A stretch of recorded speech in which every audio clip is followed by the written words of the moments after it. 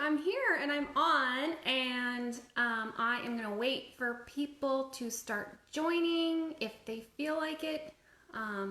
So I'm gonna give it about a minute or two before I start reading. As you get on, start saying hi, and I'm gonna see if I can find my freebie post so that I can put it in the description of the video so everyone can make sure they get it. I'm doing this on my computer, and there I am, delayed. Let's see if I can edit this. Edit post. I hope it doesn't screw it up. Oh, this is fancy. Okay, I don't know how to do it, so I'm gonna just leave it in the comments so you guys can all get it. So here's the link. Okay, some people are on. While we're still waiting for more people to get here, why don't everybody say hi and where you're from so that we can say hi to everybody in our little free book community. I did hear from one person just now that they couldn't get I have two freebies on there. One is a book funnel download, which is the full novel, the one I am going to be reading today. And the second one is a link to a perma-free on Amazon, and I was told that it is not available in Amazon Canada, so I'm going to edit the post later. Hi Sarah, I'm glad you're here. And I'll put a link to a book funnel download for anyone who can't get it off of Amazon US. All right, so, oh, there are the comments. Okay, so it's not showing me the comments on here. I am such a noob. I'm not good at this. So Ashley, hi from Oklahoma, and Tanya from Kentucky. And anybody else? So how long have I been going so far? It won't tell me. I guess 2 minutes. So I guess that's plenty of time. We'll wait for everybody else to file on in. First of all, I wanted to say that I know there's only a few people watching right now, but there are more than 9,000 people in this group, and you might watch later. And so I just wanted to say that if there are nurses, first responders, doctors, grocery workers, truck drivers, like everybody who is like the essential people right now who are holding us together, we thank you.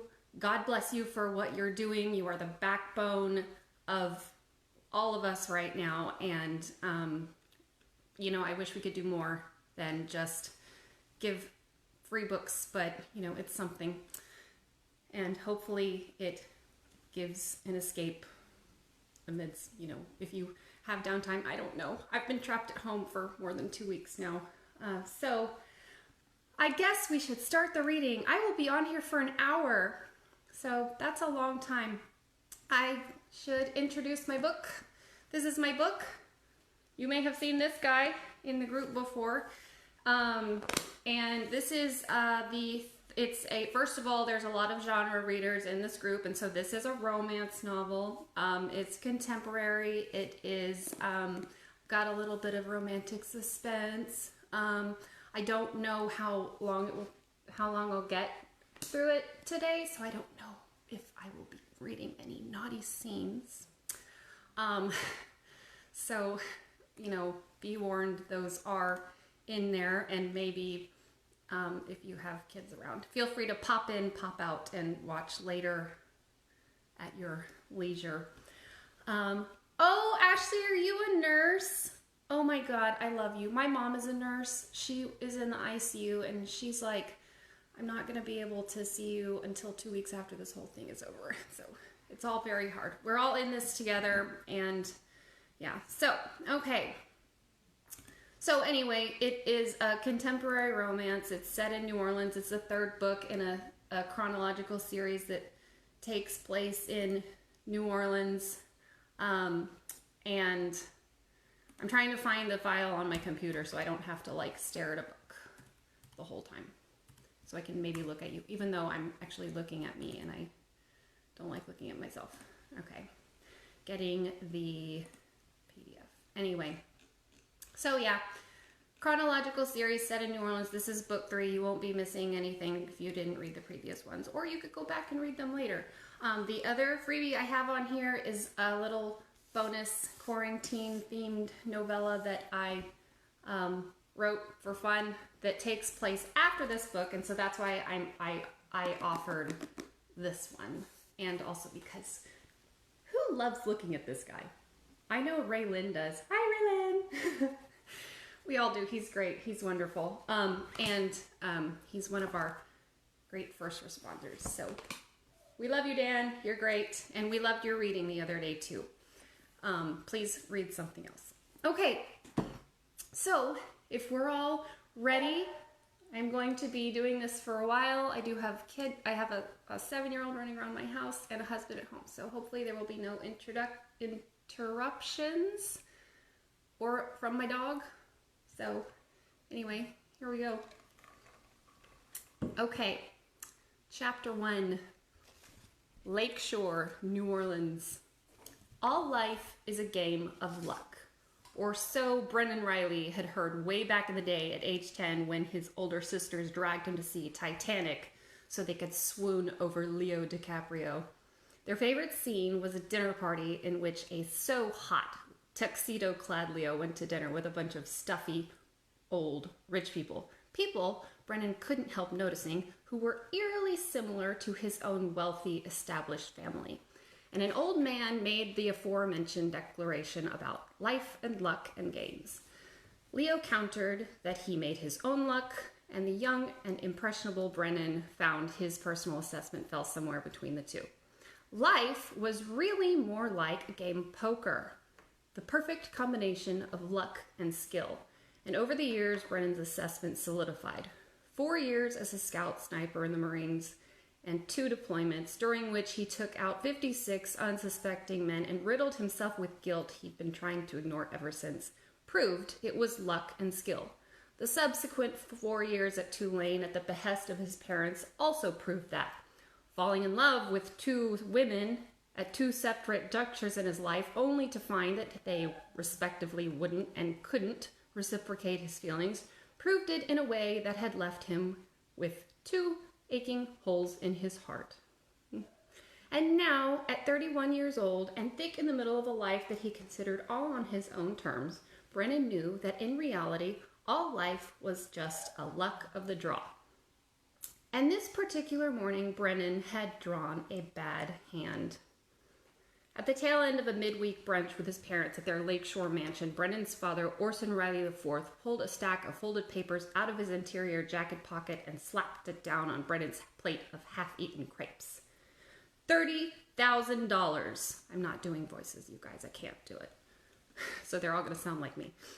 $30,000, Orson declared in his thick southern accent, at Harrah's. Have you got an explanation for yourself, son? It was far from the first time Orson had brought up Brennan's tab with the casino marker, and it had always been swept under the rug before. So Brennan inclined his head to one side and subtly lifted a shoulder. I've been on one hell of a hot streak. I'm up twice that. Orson stared at Brennan, brown eyes like daggers that were poised to shank him, and he clenched his jaw.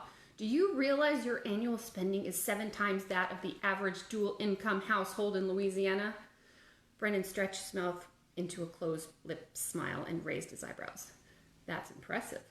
It's positively sinful, Orson hissed, with a considerate glance at Brennan's mother, Constance, who silently sipped a glass of iced tea. Orson tugged at his collar and adjusted his jacket. I'm not paying for your gambling habit anymore.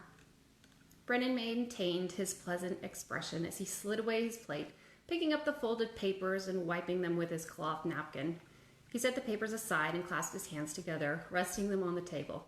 Now, Dad, you know more than half of my annual spending is going to Jimmy Hall's record label, which is just fine. Orson shifted his tie and smoothed back his silver hair.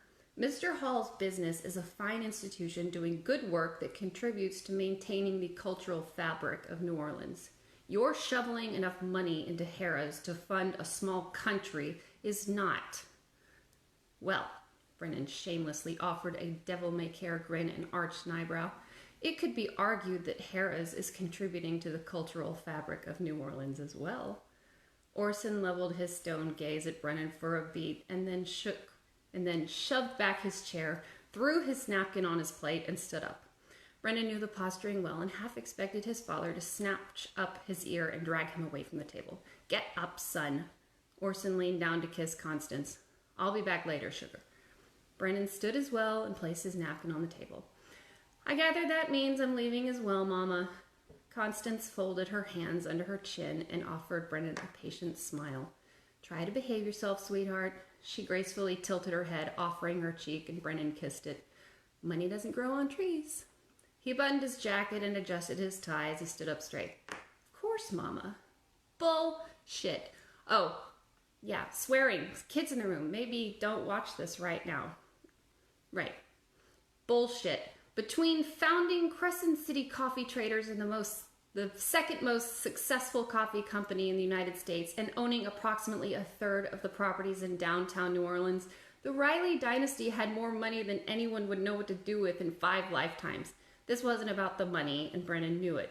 This was about Orson trying to prove a point and exert control over Brennan because Orson didn't approve of Brennan's lifestyle one bit. But Brennan couldn't care less. He knew his dad would throw this little fit like he did approximately once a year or so and then forget about Brennan's spending habits, reverting to simply offering a sigh and an eye roll when he caught wind of Brennan's gambling or heard through the upper crust society grapevine about his latest casual romantic encounter. Gentleman rake, his mother would often refer to him. I wish you would settle down already, one or both of them would often say. It's not respectable. Haven't you gotten that nonsense out of your system yet? Hell no, he hadn't gotten it out of his system yet, and why would he? Life had proved to Brennan that his luck with falling for someone who might fall for him was non-existent, so why would he settle down? Oh, he'd settled into something all right. His lack of luck in this area had caused Brennan to settle into becoming a special type of romantic, and his brand of romance involved equal parts class and heat. Ladies in the streets and freaks in the sheets, as they say. Brennan was all manners, all chivalry, all charm, and no commitment. And he'd been that way long enough that in the comparatively little Big Easy, local women usually knew his reputation the minute he introduced himself, so he didn't have to worry about expectations. As for out-of-towners, they had a delightful tendency to leave town. No harm, no foul, no additional little aching holes in his heart, and nothing but carefree fun in the city that care forgot. Brennan followed Orson through the large foyer and front doors of the sprawling lakefront house, the family's in-town residence. Bishop, Orson's middle-aged driver, leaned against the hood of the car, holding his phone in the air and sporadically pointing it in various directions. Everybody's dinging in here. Sorry, this is kind of distracting you guys. Like, I don't blame a bunch of you guys for being worried about doing this. Okay, where was I? Pointing it in various directions. Brennan approached him and slapped his shoulder before opening the back door and sliding in. Did you catch 'em all yet, Mr. Livingston? This drive had a slow poke and a sly duck. Bishop slipped his phone in his pocket. And later, I'm going to go around back to the dock and see if I can't grab a Geodude off the lake. He strolled around to the front door just as Orson dropped himself in the back seat. Bishop glanced at them in the mirror. Where are we headed, Mr. Riley? Frenchman Street Records. Brennan resisted the urge to groan and drummed his fingers on his lap. Think we should maybe give Mr. Hall a heads up before barging in. It's Wednesday afternoon. Orson's cut a seething glance at Brennan. You're supposedly an employee of his. You should already be there. Mr. Hall's employment practices are, Brennan turned his palm over, untraditional. That is no excuse to take advantage of them. I don't draw a salary. If you recall from our conversation just a few minutes ago, I pay him. Orson harumphed. Not after today. Brennan wiped the casually pleasant look off his face before turning his head. You said supporting Frenchman Street Records is a fine thing to do. I'm not rescinding my financial support of them. I didn't say you were. Orson shifted in his seat and adjusted his tie. I have something else in mind. Brennan lifted an eyebrow. Care to inform me what that might be? After I inform your boss, he can inform you. Brennan clenched his jaw as he drew in a silent breath and stared out the window. He tugged at his collar, loosening his tie and unfastening an extra button at his neck because for early March, it was suddenly scorching. Dad, you'll have to forgive me, Brennan said, maintaining an even keel as they zipped along the Elysian fields. But I thought your concern was with my spending at Harrah's. I don't understand why you need to go pester Mr. Hall during the workday. My concern is with your spending at Harrah's. Mr. Hall is going to assist you with curbing that. Before Brennan could ask exactly what he meant by that, Bishop pulled up to the curb in front of the 19th century house that served as the record label's offices, and Orson shoved out of the car. Brennan hastily followed, lips pulled between his teeth and suppressing an irritated sigh. Orson pushed the front door open and halted dead in his tracks, causing Brennan to slam right into him. Oh, Orson cleared his throat and turned around. Excuse me. Brennan glanced above his dad's shoulder to see his friends/colleagues, Connor and Liza Deneau, apparently preparing to go at it on a desk. Connor was leading her backward, lips firmly planted on her neck and one hand sliding up her well-fitting skirt to caress the back of her thigh. The two froze, looking at Brennan and his dad like a pair of deer in headlights. Oh, for fuck's sake, Brennan thought, immediately turning around as well, because an accidental peek at Liza's alluring skin and the garter attached to sheer stocking was the last fucking thing in the world he needed. Yes, I'm being interrupted. I told you guys this would happen. I love you. It's my husband. We're all working from home. Where was I? Oh yeah, and he came right at the dirty part. Like, that's always the way it happens. Okay, where was I? Oh right, he didn't want to be looking at Liza's garter because he's got a crush on her. Brennan cleared his throat as he hesitated long enough for the pair to pull themselves together before turning around and stepping around Orson. Dad, this is Connor Deneau, Vice President of Frenchman Street Records, Brennan said, standing to one side and gesturing at Connor, who was shifting his jeans in an obvious attempt to conceal a hard-on. And this is Liza Harden Deneau, the VP of Marketing. Liza smoothed her hair and wiped her swollen lips as Brennan slipped his hands in his pockets, rocking on the balls of his feet and attempting to avoid looking at her. Mr. and Mrs. Deneau are newlyweds. Orson glanced behind his shoulder before turning around and entering the house. Connor, Liza, Brennan continued, my father, Orson Riley IV. Orson shook Connor's hand and then Liza's. Pleasure to meet you both. My apologies. He cleared his throat. And congratulations. No apologies necessary, Connor said, and then chuckled. We just don't get a lot of visitors around here. Liza cleared her throat and stepped in front of Connor. What he means to say is we apologize for the inappropriate behavior that you had to witness at our place of business. Connor grabbed her waist, giving her a tickle and causing her to jump. She swatted his hand, turning her head to say something quiet yet severe into his ear. Connor coughed and shoved his hands in his pockets. Sorry, he amended, and thank you. What can we do for you today, Mr. Riley? Liza asked. Well, I was hoping to meet with Mr. Hall if he's available. Oh, Liza's brows drew into a V. He's actually out with one of our artists today. She placed her hand on Connor's shoulder and gave him a little push. I'm sure Connor can help you out, and then we can arrange to have Mr. Hall meet with you tomorrow if you would like. Sure, Orson said, and Brennan let his shoulders rise and fall as he took a satisfied breath. That was easy enough.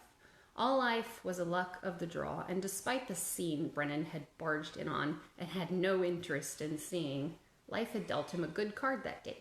Connor had been Brennan's best friend for years, was only a year older than Brennan, and not an ounce more mature.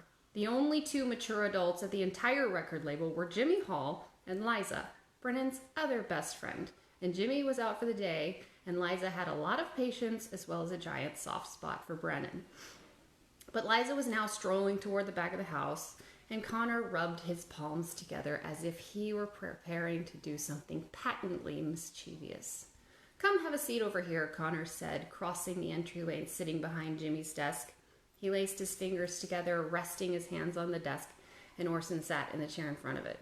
Connor had only been the VP for a few months now, and was now sporting a shit-eating grin because fucking with Brennan was one of Connor's favorite activities. What's on your mind? Am I back? Okay, sorry, it said I was buffering. That might happen from time to time. An hour is a long time to go live, you guys, and I don't know if my internet can handle it. Okay, where was I? My son has a unique relationship with your business. Connor cocked his head, still grinning like the motherfucker that he was. Meaning he sort of works here, but not really, and mostly just foots the bill half the time so he can hang out whenever he feels like it and get in with our artists. Brennan huffed quietly as he folded his arms across his chest and leaned against a nearby wall. Precisely, Orson said. I'm not pleased with the fact that he has no structure or accountability. He placed one hand on the desk and leaned forward. You know, he spent 4 years in the Marine Corps, and you would never be able to tell he's ever followed orders from anyone? Connor's posture noticeably straightened. I did know that, and I also served. I did 3 tours in Iraq for the Army. Brennan pursed his lips, shifting his weight, and you smug motherfucker.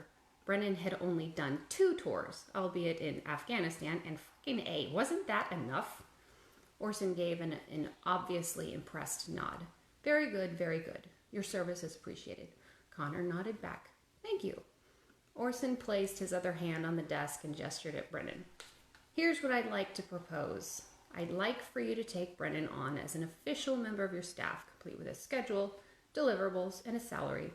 We will, of course, continue our financial support of the record label, and I'll see to it that we increase it to cover whatever pay you deem is appropriate for him. That will start coming directly from me. Brennan squinted, inclining his face, as he didn't quite understand exactly what Orson was saying. His dad wanted him on his salary? What did that mean?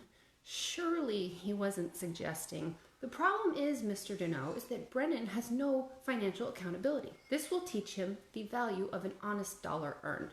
Brennan nearly scoffed. Please, as if his dad knew anything about earning anything either. He'd been born into a pile of money just like Brennan had, and just like Orson's father's father's father had. This would never stick. It would become too much of a hassle to keep up with, and Orson would set it aside in favor of activities that better held his interest. Connor nodded sagely, and Brennan could see from the smug as fuck little twinkle in his eye that Connor was doing everything in his power to not cast a snarky glance at Brennan. Twerp. I think that's a fine idea, Mr. Riley. Connor drummed the desk with his fingers. Was there a salary you had in mind? No, I won't attempt to dictate your financials any more than such a request already is. Orson waved his hand in the air. Whatever you deem appropriate. The point isn't the amount. It's that Brennan needs to understand that money is a finite resource and doesn't come from thin air. I see. Connor flattened his palms on the desk. I'm sure we can figure something out. I'll meet with Mr. Hall first thing tomorrow and we'll get it all squared away. Connor turned and finally cast Brennan the snarky smile he'd been holding back. What do you say, Brennan? 9 a.m. tomorrow? Brennan returned the look with a patronizing smile. Sure thing, boss. Excellent, Connor said as he patted the desk and stood up. Orson followed suit and the men shook on it. I'm cold. I'm getting my scarf now. It's because my air conditioner is on full blast. Also, reading for this long, kind of like, it's hard. Have you ever done this before? Okay. And the 2 men shook on it. All right then, Brennan. Orson crossed the room and gave him a hard pat on the shoulder, then glanced at his gold Rolex. Looks like you've still got a full day's work ahead of you, and I'll leave you to it. Brennan offered a wave at his dad's turn back. Thanks, Dad. Thanks for nothing. As soon as the door latched behind Orson, Connor doubled over in hysterical laughter, slapping his thigh and gasping for air. Oh, shit. He sucked in another breath between guffaws. That was probably the best thing that's ever happened to me here. I heard that, came Liza's voice from the opposite end of the house, a pointed reference to the fact that she and Connor had started out as an office romance on the down low. That is, after Connor had been an asshole to her for months after she'd arrived from out of town.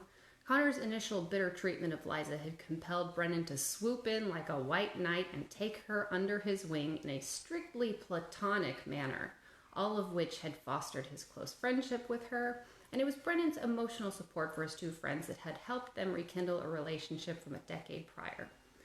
Brennan's time as a scout sniper had resulted in him racking up dozens of kills, and the inexplicable guilt from it caused him to placate his conscience by trying to save all manner of people and things. which accounted for his financial support that had saved Jimmy's record label from going under 6 years earlier, which also accounted for his saving Liza from letting Connor's former perpetual bad mood get to her, which eventually accounted for Brennan's help in saving the former jilted lovers from throwing away the best thing that had ever happened to either of them, something that was obvious from the day Liza had shown up, and immediately deterred Brennan from pursuing her himself. Second best, Connor amended. He laughed again and dropped himself to sit on the edge of the desk. And what in the fresh hell did you do? Brennan peeled off his jacket and threw it on a chair. He's on his damn high horse again over my tab at Harrah's. Connor gave a low whistle. Fuck, how much did you spend there that one of the richest men in New Orleans thinks it's too expensive? It's not too expensive. Brennan sat on one of the desks in the front room across from the entryway. He's just trying to teach me a lesson because he's all hot right now. He waved his arm. He's going to forget all about this in about 2 weeks, I'd say. Yeah, I don't know about that. Connor cupped his hands around his mouth to holler at the other end of the house again. Liza, my darling. Liza chortled. What, honey? Come on back over here and help me find that employee paperwork. Brennan slid off the desk and crossed the room. You're not fucking serious, Sarge. Oh, I am so serious. Liza sauntered into the room and attempted to step around Connor toward a file cabinet, but Connor grabbed her by the waist, dipping her and planting a kiss on her lips. She smiled sweetly at him and squeezed his arms as he lifted her back up. You are very distracting. Brennan swiftly stepped back across the room to grab his jacket. Hey, how about I just get on out of here so you two can pick up where you left? Stay right where you are. Connor pointed at Brennan while his eyes were still glued on Liza's face. After a pause, he looked at Brennan. I'm not taking a chance on your old man checking in later and finding out I didn't keep my word. I catch enough shit from my own dad as it is. Fill out the paperwork. Liza pulled a stack of papers from a file cabinet and brought them to Brennan. She picked up a pen off a desk and handed everything to him. Don't fret, B. You know Jimmy doesn't exactly run a tight ship. Brennan exhaled an exasperated sigh, which Liza mimicked, which forced a smile from Brennan because he had an equally soft spot for her too. You think this is funny, huh, Elle? She grinned. I think you're funny because you're so grumpy about it. She reached to ruffle his hair and he batted her hand away but grabbed it at the last second and kissed the back of it. Hey! Connor barked from the opposite side of the room, crumpling up a sheet of paper into a ball. Why are you kissing my wife when you're supposed to be filling out paperwork? Brennan's eyes widened slightly in alarm as he dropped Liza's hand and looked at Connor. Brennan was always kissing the hands and cheeks of women, including Liza and all of their female friends, and Connor never thought anything of it. But apparently Connor was still fucking with him because he pitched the balled up paper at Brennan's face as he cackled. Your fucking face is priceless. Connor tossed another wad of paper at him. Get to work. Brennan grumbled as he sat down at the desk and began filling out the paperwork. Pfft, fucking paperwork. This was fucking ridiculous. Not to mention, Brennan couldn't fight the subtle feeling of anxiety at the thought of the Harrah's charge back on the bill at his parents' house. Surely his dad wouldn't leave him on the hook for that. There was no way Jimmy could offer a salary that would compete with paying something like that back. Surely Orson wasn't actually cutting him off. Because if he was, Brennan suddenly had a serious problem. And this problem made the Harrah's tab look like milk money. This problem caused Brennan to roll up his sleeves and release another button on his shirt as sweat began to dampen his forehead. This problem was none other than Vito the Dentist Moretti, the head of the New Orleans crime family and a real charmer who sure loved Brennan. That is, he loved all the money Brennan had poured into an underground gambling racket over the past 8 years. Just like Jimmy, Vito had come to depend on Brennan for financial support. But unlike Jimmy, Vito was a bit entitled, and he had no shortage of muscle to back him up when someone didn't pay their tab in a timely manner. Vito was known as the dentist for a reason, and Brennan had seen it firsthand. And even the motherfucking Taliban had nothing on him.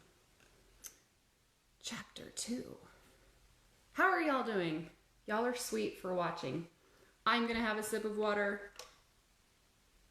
Hi, Mac from New Zealand. Hi, Bridget from Ontario. Hi, Raylan. I don't know how delayed these comments are, but it's nice to see them. Okay, so Chapter 2. Tulane Avenue, New Orleans. Skye watched the digital clock on the nightstand until exactly the right amount of time had passed after he left. She peeked around the cheap drapes one last time, assuring herself he wouldn't be back for at least a few hours. He'd given her a task, and he was leaving her to it. But Skye wasn't going to do it. Nope, no more, never, ever again. Despite knowing he'd be gone for a few hours, she didn't have a lot of time. She sprang into action as she pulled her clothes off hangers and out of drawers and dumped makeup and shoes and cheap costume jewelry into a small suitcase. She'd figured out the first step in her plan, and it wasn't ideal, but it was necessary. She'd play the part one last time, but this time it would be on her own terms, and this time it would serve as a means to her own end. And hell, maybe she'd be able to execute it in a way that she actually enjoyed it for once. Skye had no idea what the second step was, but she knew for certain it involved getting as far away from New Orleans as possible. New Orleans was her hometown, but it was no home. Not to Skye. Not after 27 years of hell that she'd endured here. She paused briefly before crossing the room to grab a CD she had indulgently treated herself to a couple of weeks ago. The jazz artist Oscar Quinn Washington was relatively new on the scene, and his music was reminiscent of the few good things that stood out in her history. Part of her youth had been spent in Tremy, and the old neighborhood was steeped in the rich tradition of classic New Orleans jazz. And even though this city had never been kind to her, it was still her hometown, and the music was the only connection she wanted to take with her when she left forever. After nestling Oscar's CD into the suitcase, Skye stood in the middle of the filthy apartment as she attempted to recenter herself and then looked in the mirror. The swelling was gone, but the delicate skin under her left eye and her cheekbone was still tinged with the ugly purple, gray, and greenish yellow of bruises fading at different rates, and that was far too telling. The bruises on her shoulders and biceps also wouldn't do. Neither were the ones on her back. A classy, respectable woman who flew under the radar would never be in a situation that resulted in a body riddled with bruises, and of course, well-meaning people would ask questions. And there was no way to answer such questions without coming off even more suspicious. Skye had seen a lot of things on Tulane Avenue and New Orleans in general, and there was no way for a woman to explain injuries like hers without causing people to ask a lot of questions. So she grabbed a pair of jeans and a tasteful cardigan. Those would cover the bruises on her body. And then she pulled out the makeup out of the suitcase. That would take care of her face. Concealer. How aptly named. Conceal it. Conceal everything. Everyone had secrets, and Skye needed to blend in. Now, with a pretty made-up face and long hair smoothed into a simple girl-next-door ponytail, wearing nice jeans and a tasteful cardigan, she looked in the mirror and was pleased. Apparently, it was easy to blend in when you stopped trying to stand out. Though, considering the first step in her plan, it was a little too girl next door. She was definitely not a girl, and executing this first step necessitated some man acknowledging that she was fully a woman. Sifting through her suitcase, she found a silk camisole lined with lace across the top of the bust. She swapped out the shirts, now wearing the cardigan unbuttoned with a sexy yet classy amount of peekaboo lace underneath. Jeans fitted but not tight. Ballet flats. The long ponytail with a slight curl at the tips of her hair. The covered skin on her face and subtle hint of pink blush. She looked so much like a nice, normal woman that she almost fooled herself. Almost. The time on the bedside clock told her she'd spent enough time making herself presentable, and it was time to get out of there. She scampered to the bathroom and lifted the lid on the toilet tank and fished out the plastic bag of money. When he returned to the apartment and found it missing, he was going to come after her for sure, and he'd undoubtedly have all of them in tow. Her heart rate picked up, but Skye reassured herself that her destination for the night was a part of town they all avoided. Nevertheless, her hands trembled as she stuffed the cash inside a small slice in the interior of her bra. The wad of money gave one of her breasts a bit more cleavage than the other, but a small tug of the cardigan concealed that just fine. If anyone got to the point of feeling her up, she knew they wouldn't care less about her bra, would never notice the strange, asymmetrical bulge in her cleavage. Stepping out of the bathroom, Skye took one last long look around the filthy studio apartment, breathing in the musty scent, and this entire building should have been demolished years ago. Water lines from Katrina flooding the city still faintly etched the walls more than 13 years after the hurricane, but she also knew that's part of why the rent was so cheap. With her things removed and stowed in her suitcase, the room was noticeably emptier, and that meant as soon as he stumbled back in, he'd stumble right back out in a fit of rage to drag her home. But fuck that. This wasn't a home. This was 4 walls and a roof, and Sky had no home. Nowhere had ever been her home, but she'd find one soon. Somehow, somewhere. She flipped the lights off and then flipped the bird at the room before closing and locking the door behind her. Tulane Avenue at 9 p.m. was a misty orange glow, cold and damp on this early March night. Eerie, dangerous.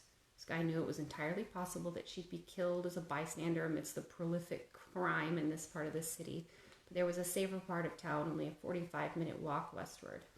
And that's where she was headed, to blend in her own city, to make herself one more person in a sea of tourists in a mass of hundreds, hide herself in plain sight until she could figure out step 2 in her plan.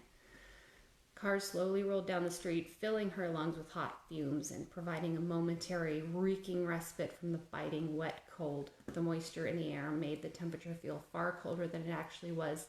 It seeped into the thin fabric of the cardigan, and it dawned on her with a silent curse from her throat that her jacket was still hanging on the hook on the front door. But Sky would rather freeze to death than go back and potentially lose her chance to escape. And it wasn't like she would actually freeze. Nothing ever froze in New Orleans, not even in the dead of winter. In fact, she used to dejectedly admit to her fellow mistreated cohorts that they would all see snow in New Orleans before they were ever able to get away from their shitty fucking lives. And it still hadn't snowed in New Orleans, but Sky was on her way out. Merely 35 minutes later, Sky had never been so happy to see the street sign for Burgundy. Music and laughter and colorful lights filled the air, and Sky was safe and hidden in a mass of people. Now she just had to pick a spot. The spot was crucial because of the first step in her plan was to avoid spending any of the money on a place to sleep tonight. She would do that if she had to, but she knew people came to a place like New Orleans with certain expectations, and she would use that to her advantage. She hooked a ride on Conti and spotted the warm red facade of the Aaron Rose pub. The street was bustling, but not too busy, and the Aaron Rose was touristy, but not trashy, and Sky was definitely done with trashing. Isabel Cochran. Came a graveled voice from a dark alley to Sky's left, and Sky stopped dead. She didn't dare look because whoever knew that name wasn't anyone Sky wanted to talk to. But it had been so long since she'd heard that name that she was held in a trance. After a moment, the cacophony of the street ahead shook Sky back to reality, and she started walking again. Isabel Cochran, the voice said again. It belonged to an elderly female, and Sky broke into a sweat despite the chilly air. Sky stopped again and turned around, and she'd probably regret this. But curiosity, as they say, killed the cat. And she swallowed as she approached the alley. It seemed unnaturally dark between the 2 buildings, and she couldn't quite make out the form, but someone was there. Short, frail, dressed in white, a little old lady. Probably one of the umpteen fortune tellers that staked out spots in the quarter to target gullible tourists. How do you know my name? The woman held out a frail wrist, her rickety palm upturned. I know many things. Sky narrowed her eyes and took an aggressive step toward the old woman. Yeah? And who the hell told you these things?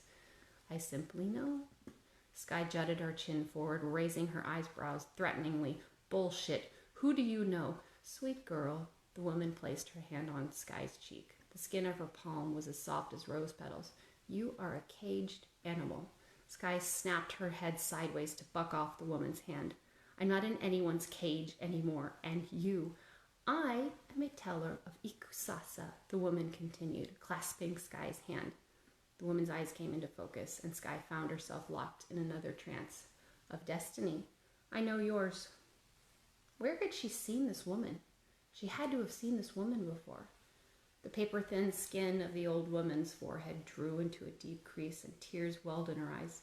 Dear sweet child, time is short. You must let him love you. Sky jerked her arms away. Him who? The asshole she was trying to get away from? The other assholes who controlled him? You're on crack, lady. Time is so short, dear one. The lady took a step backward. Let him love you. Sky's stomach dropped like a stone. What in the hell did she mean by time is short? Never mind, time was short and this was wasting hers. Love is just another weapon. That's how he used it. That's how everybody's used it, and nobody's ever getting near me with it again. Your heart knows there's more for you.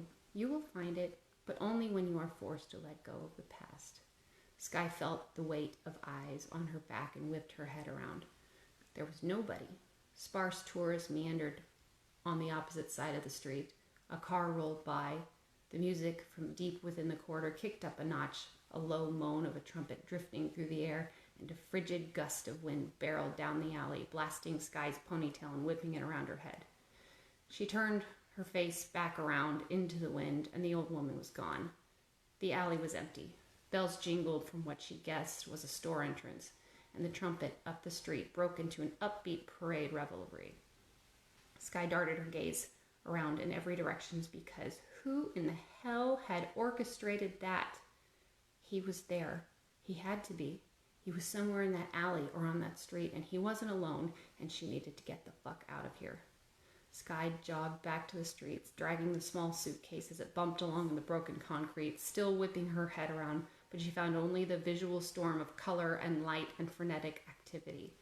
Pulling open the door to the Aaron Rose pub, Sky leaped inside and made a beeline for the ladies' room because she was on a mission. She looked in the mirror, relieved to find that her makeup hadn't budged during the long, misty walk. She folded up a paper towel, dampened it, and then dabbed her neck. Her hands shook as she dropped the paper into the sink 3 times before she finally took a deep breath. Focus, she told herself. You have work to do. She dropped her head low as she swallowed and sucked in another breath and then lifted her chin to stare at herself. You are a caged animal. In her own blue eyes, Sky could see the shadow of years and years and years spent in that cage. No more cages, not anymore. She tugged out the ponytail, shook her hair, and then combed her fingers through it, smoothing it back into elastic, leaving it a little loose this time, a little sultrier. She adjusted her camisole and cardigan, turning slightly from side to side, throwing her shoulders back to lift her small breasts. If she'd ever had the extra money, she would have gotten a boob job. Hell, if she'd had the extra money, she would have eaten more and then probably would have had more tits and ass than this pitiful setup. But every woman in New Orleans had tits and ass, and Sky being a smaller size made her unique. And in her current predicament, it helped her fly under the radar. A woman with a bodacious figure stood out in the crowd no matter what she wore. A slender girl could hide until she was ready to get someone's attention. And with one last adjustment, it was time for Sky to grab someone's attention. She had a very specific type in mind for her target, and she knew the Aaron Rose pub was exactly where he'd be. Exiting the bathroom, she dragged the suitcase, strolling in a carefree manner with a casual smile, and sidled up to the bar. 2 middle-aged women sat on stools to her right, wearing Mardi Gras beads and sipping hurricanes. One of them tilted their glass toward her. "Hey, girl, welcome to the party." Sky expertly grinned a carefree grin and pealed with put-on laughter. "Yeah, party!" She twirled her finger at the drink. "I think I need one of those." "Hell yeah, you do." The woman patted the bar, her fingerfuls of rings clacking against the wood. "Hey, baby, get this little pretty thing, one of these on me." The body woman behind the bar turned and offered a jovial, toothy smile. "Coming right up." "Aw," Sky clutched her invisible pearls. "You're too sweet. Thank you so much." The woman waved her hand sloppily. "Don't even mention it, baby girl." She pointed at the suitcase. "You obviously just got here and you got catching up to do." Drunk tourists could always be counted on, and Sky giggled. "I sure do. I was on that plane darn close to 4 hours. "Oh, really? Where are you from?" Sky's jaw hung as she attempted to come up with a backstory, but to her relief, the bartender set down the drink and the topic seemed to slide off the table. "There you go, sugar," the bartender said. Hey, the other woman said, waving at the bartender. "Do you know anything about that cemetery tour? Is it worth it? Is it really haunted?" "Ooh." Are we back? Okay, where were we? The ghost of Marie Laveau. The ghost of Marie Laveau will slide up in there with groups and tickle the backs of their necks. Both women sucked in a gasp and squealed in unison. Sky dropped her chin, turning her head away, and chuckled quietly. She picked up the glass and took a long sip from the straw as she spun the stool in a slow turn, scanning the patrons for a potential target. The hurricane was especially sweet and strong, and she cast an enamored gaze down at the red liquid, relishing what felt like total freedom right then, especially compared to where she'd come from and knowing where she was headed. The drink went straight to her head, and she giggled again, this time not for show, and she pushed her foot against the bar to continue to spin. The women noticed, and they chuckled as the lady with all the rings gave Sky's shoulder a gentle push. Round and round she goes, the woman chirped. Where she stops, nobody knows. Sky laughed again and tilted her chin toward the ceiling, but abruptly stopped and dropped it again when her knees collided with something that was obviously someone else's legs. And there he was. She knew it. Approximately 3 or 4 years older than her, dark as night hair, heavy 5 o'clock shadow along his sharp, distinguished jaw, eyes like espresso, built like a tall pillar of carved marble, sexy as sin and hellfire, and most telling of all, an expensive suit that indicated he was not from around these parts. Nobody from New Orleans would set foot in the Aaron Rose pub on a weekday night wearing a tie and an obviously designer, obviously tailored suit. This guy was young, hot, successful, and clearly here on some kind of business trip. A discreet glance at his left hand showed no wedding band, so he would definitely be receptive to a nice, bubbly, equally receptive young woman in a bar. He glanced at her knees as she stopped spinning, and then he cut an amused smirk at her.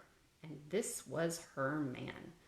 Sky clasped her mouth, masking a giggle, and then placed her hand on his forearms.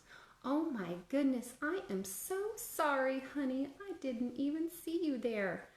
His smirk stretched into an enamored smile, and he turned slightly toward her, placed his hand on hers, and gave it a pat and a rub with his thumb. You're good, sweetheart. It looks like you're having a fun time. And with that, they were in business, and it was on like fucking Donkey Kong. Okay, I have 7 minutes left. And that's the end of that chapter. Should I keep going? Let me know if you want me to keep going.